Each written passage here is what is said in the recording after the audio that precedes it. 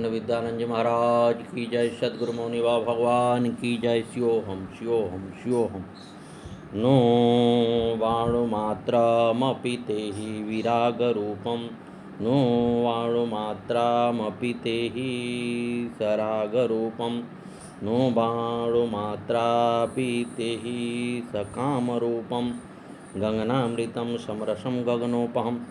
दत्तात्रेय जी कहते हैं कि आत्मा राग विराग एवं कामना से रहित है, इसलिए तू भी आत्मा होने से तेरा अणुमात्र भी राग विराग एवं सकाम भाव से युक्त नहीं है।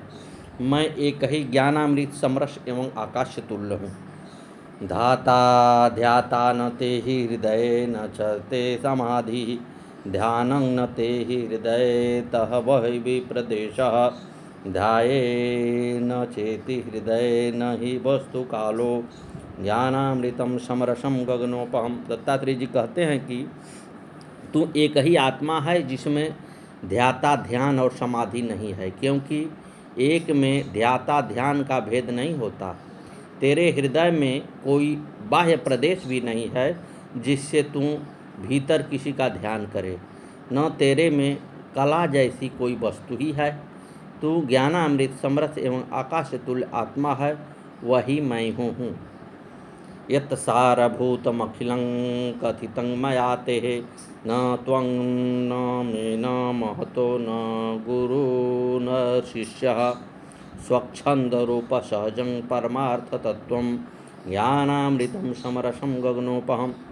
दत्तात्रेय जी कहते हैं कि जो कुछ मैंने तुझे कहा है, जिसका वर्णन किया है, वह परमार्थ में नहीं है, इसलिए न यह तेरा है न मेरा।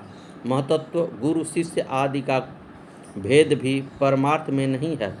वह आत्मा सदा एक ही स्वाभाविक स्वच्छंद ज्ञानामृत समरस तथा आकाश की उपमा वाला है। मैं वही आत्मा हूँ। कथमी परमार्थे तत्त्वमानंदरूपं कथमीह परमार्थे नैवमानंदरूपं कथमहिमिह परमार्थे ज्ञान विज्ञान रूपं यदि परहमेकं वर्तते व्योम रूपम।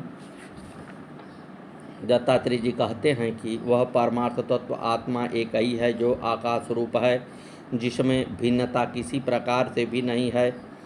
फिर जिसमें परमार्थ तत्व आनंद रूपता तथा ज्ञान विज्ञान रूपता आदि का कथन कैसे हो सकता है? ये सभी उससे भिन्न नहीं है, इसलिए यह भी नहीं कहा जा सकता कि ये उससे नहीं है। भाव यह है कि यह सभी उसमें हैं किंतु उससे अभिन्न हैं, उसी के विभिन्न नाम रूप हैं। दहन पवनहीनं विशुद्ध विज्ञानमेकं अवनिजल विहीनं विशुद्ध विज्ञान रूपं सगमन विहीनं विद्धि विज्ञानमेकं गगनामिम विशालं विसिद्धि विज्ञानमेकं। यह आत्मा एक ही विज्ञान रूप तथा आकाश के समान विशाल है। यह अग्नि वायु पृथ्वी जल आदि से रहित तथा आवागमन से भी रहित है। वह न कहीं आता है न जाता है तथा इस सभी रूपों से रहित है। ये रूप उससे प्रकट होते हैं किंतु यह स्वयं अरूप है, ऐसा तू जान।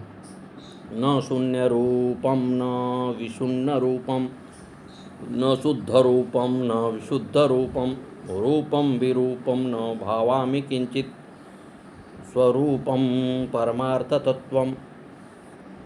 दत्तात्रेय जी कहते हैं कि यह आत्मा परमार्थ रूप में अपने ही रूप वाली है, इसका अन्य कोई रूप है ही नहीं। इसलिए इसे न तो शून्य रूप वाली कहा जा सकता है न अशून्य ही कहा जा सकता है, क्योंकि संपूर्ण सृष्टि इसी के विभिन्न रूप हैं। इसको शुद्ध एवं विशुद्ध भी नहीं कहा जा सकता, न रूप और विरूप ही कहा जा सकता है।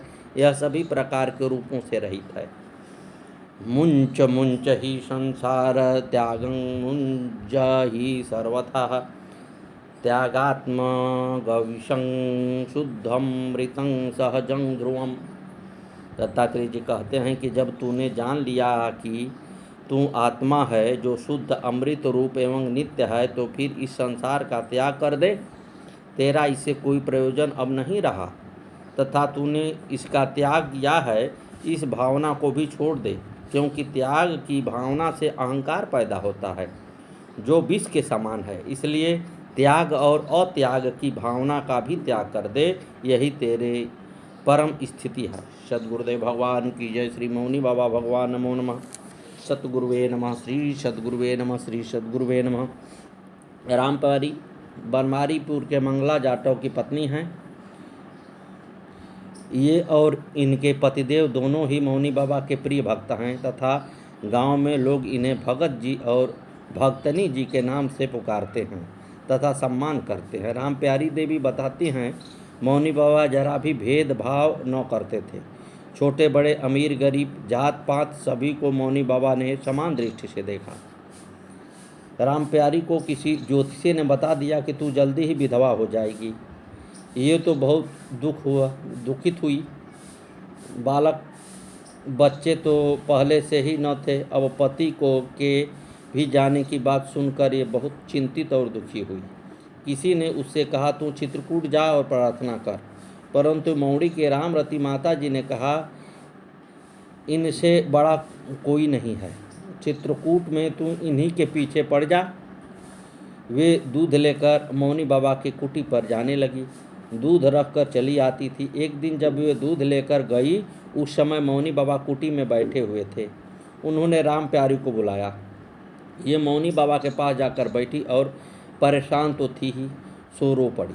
बाबा पूछने लगे, काहे रोवत है हर प्यारी? वैसे तो उसका नाम रामप्यारी था, परंतु मौनी बाबा ने सदा उसको हर प्यारी ही कहा करते थे। उन्होंने बाबा को सारी बात बताई। वे बोले, बृहस्पतिवार का व्रत कर ले, केले की पूजा करके पीली रोटी दही से खाई। उन्होंने पति की जीवन रक्षा हेतु व्रत शुरू कर दिया। एक दिन काम करते करते इनके पति मंगला को कमर में चमक आया और फिर ये सीधे खड़े न हो पाए। मंगला झुककर किसी तरह चलकर आए और खाट पर पड़ गए। रामप्यारी घबरा गई। तीसरे दिन वह बैठी हुई थी, कुछ सोती जागसी सी थी कि इन्हें एक स्वप्न में दिखाई दिया। इन्होंने देखा कि एक तलवार ऊपर से गिरी, कपड़े में लिपटी हुई। ये उस तलवार से पूछ रही थी कि कैसे आई मेरे घर? मैं गुरु का व्रत करती हूँ, जाप करती हूँ, तू कैसे आई? तभी इन्होंने देखा कि गुरुदेव आए हैं और खाट खींचकर बैठ गए। ये गुरुदेव मौनी बाबा के चरण छूने चली तो एक औरत जिसके बड़े बड़े नाखून थे, पहले ही बाबा के चरण छूने पहुँच गई। गुरुजी ने डंडा उठा लिया और उसको मार मार कर भगा दिया। फिर बाबा इनसे बोले, अरे ई होनी हुई हो। रामप्यारी ने पति की हालत में सुधार होने लगा और ये स्वस्थ हो गए। तब से आज तक जीवित हैं। फिर एक दिन मौनी बाबा ने कहा, अरे व्रत उद्यापन करी तो महात्मा को कपड़ा दे और पीला प्रसाद बांट दे। उन्होंने गुरुजी के लिए कुछ कपड़ा लिया और लड्डू लेकर दोनों बगियाने आश्रम पहुँचे। गुरुजी ने सब स्वीकार किया और अपने जूते दिए। दोनों पति पत्नी उन्हीं की पूजा करते हैं और भजन करते रहते हैं। सुल्तानपुर आश्रम पर एक पुराना सा काला सा मिट्टी का चूल्हा था जिस पर कभी कभी भक्त लोग रोटी सेकते थे। एक दिन रामप्यारी ने वह चूल्हा फोड़कर सुंदर सा नया माटी का चूल्हा बना दिया, फिर पीली मिट्टी से पोत कर सजा दिया। जब मौनी बाबा कुछ भक्तों के साथ आए तो भक्त चूल्हा देखकर कहने लगे, अरे इतना सुंदर चूल्हा किसने बनाया? मौनी बाबा बोले, अरे और के बनाई, हर प्यारी बनोले हुई। वे काफ़ी दिनों तक सबको बताते थे, अरे हर प्यारी बहुत बढ़िया चूल्हा बनाई। वे उन चूल्हा पर रोटी सेक कर मौनी बाबा को खिलाती थी। वे बड़े ही प्रेम से स्वीकार करते थे। कई वर्ष पहले उन्होंने मौनी बाबा को भजन गाते और नृत्य करते भी देखा है। वे बड़ी ही मधुर आवाज़ में भजन गाते थे। एक बार शिकारपुर चौधरी इंदू साहब के यहाँ रामायण हुई। वहाँ से बहुत से लोग गए, रामप्यारी भी गई। वहाँ भंडारा था। भोजन के उपरांत वहाँ नौकर पत्तल उठा रहे थे। सबके साथ इसके पत्तल भी उठा लिए। किसी ने मौनी बाबा से शिकायत लगाई कि इन्होंने अपनी जूठी पत्तल उठवाई। मौनी बाबा ने पूछा तो हर रामप्यारी उनको सारी बात बताई कि कैसे मेरे उठाने से पहले ही उनका नौकर उठा ले गए। मौनी बाबा ने कहा, लोगों को कहने दे, हम तो उससे नाराज़ नहीं हैं। इस भंडारे में वे अच्छे कपड़े पहनकर गई थी। कहीं आते जाते में नज़र लग गई। वे 3 साल तक बहुत बीमार रही। अब तो वे आश्रम पर भी नहीं जा पाती थी। फिर एक बार इनके जेठ मौनी बाबा के दर्शन को गए तो मौनी बाबा ने जेठ से कहकर इन्हें बुलवाया। जैसे ही ये सुल्तानपुर आश्रम पर पहुंची, इनका सारा रोग भाग गया और वे बाबा की कृपा से बिल्कुल ठीक हो गई। राम प्यारी और उनके पति मंगला मौनी बाबा के ही नाम का व्रत करते हैं और भजन करते रहते हैं। बनवारीपुर के शिषपाल दादा बहुत आचार विचार रखते थे। वे मंगला और राम प्यारी के घर का पानी भी नहीं पीते थे। एक दिन राम प्यारी के मौसा खीर पूड़ी बनाकर आश्रम ले आए। मौनी बाबा ने सबको खिलाया। शिषपाल दादा ने भी खाई। बाद में मौनी बाबा ने उनको बताया, ये उसी के घर का खाना है जहाँ तो पानी भी नहीं पीता। अरे में का हो। बहुत पुरानी यादों को ताज़ा करते हुए हर प्यारी ने बताया कि उस समय सुल्तानपुर में केवल मौनी बाबा की कुटी ही थी। एक बार तो मौनी बाबा खूब नाचे और भक्तों को खूब हंसाया। सद्गुरुदेव भगवान की जय। श्री मौनी बाबा भगवान नमो नमः। आगे की कथा कल।